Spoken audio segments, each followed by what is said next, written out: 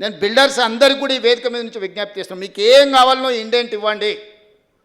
మీరు భయపడాల్సిన అవసరం లేదు, ఎవడు కోసమో మీకు వస్తుందా రాదా అని టెన్షన్ ఎందుకు.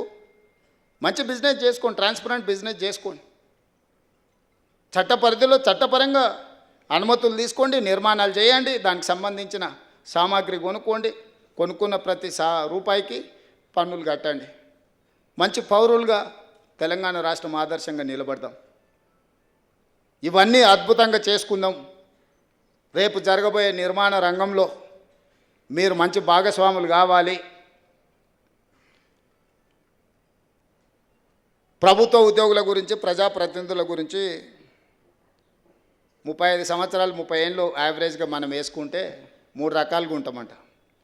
చేరిన మొదటి 10 సంవత్సరాలలో గరం ఉంటామంట, రెండో 10 సంవత్సరాలలో నరం అయిపోతామంట, మూడో 10 సంవత్సరాలలో బేషరం అవుతామంట. ఎవ్వరం మనం అట్లా కావద్దు. ఇది ఒక నానుడి మాత్రమే. ఈ నానుడి మన దరి చేరొద్దు. చేరిన గరం మనం రిటైర్ అయ్యే వరకు అట్లనే ఉండాలి. గరం నరం బేషరం అనే విధానం ఉండొద్దు, దాన్ని దర్దాపులకు రానియొద్దు బేషరం అనే విధానాన్ని. అందుకే 20 ఏళ్ళు అయినా పాలిటిక్స్లో నా టెంపర్మెంట్ నేను మార్చుకోలే. ముఖ్యమంత్రి అయింది కదా ట్రాన్స్ఫార్మ్ కావాలంటారు, ముఖ్యమంత్రి అయింది కదా ట్రాన్స్ఫార్మ్ కావాలి. అప్పుడప్పుడు ఇట్లా ఎట్లా మాట్లాడతాడు, కొంత హుందాగా వ్యవహరించాలి కదా అని. నేను హుందాగా వ్యవహరిస్తే అర్థం చేసుకునే వాళ్ళు ఉండాలి కదా. జానారెడ్డి గారు హుందాగానే పెద్ద మనిషిలాగా వ్యవహరించిండు, కానీ కేసీఆర్ ధృతరాష్ట్ర కౌగిల్లో జానారెడ్డి గారి గౌరవాన్నే మొత్తం మంట కలిపిండు కదా కేసీఆర్.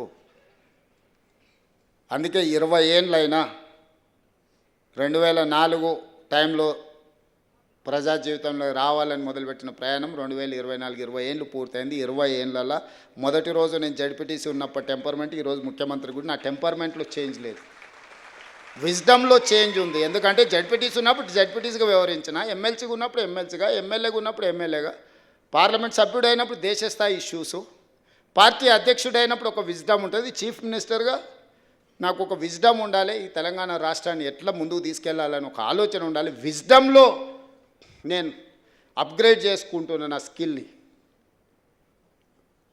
అంతే తప్ప టెంపర్మెంట్ని మనం లూజ్ అవుతే మనం చేయాల్సిన న్యాయం చేయలేము.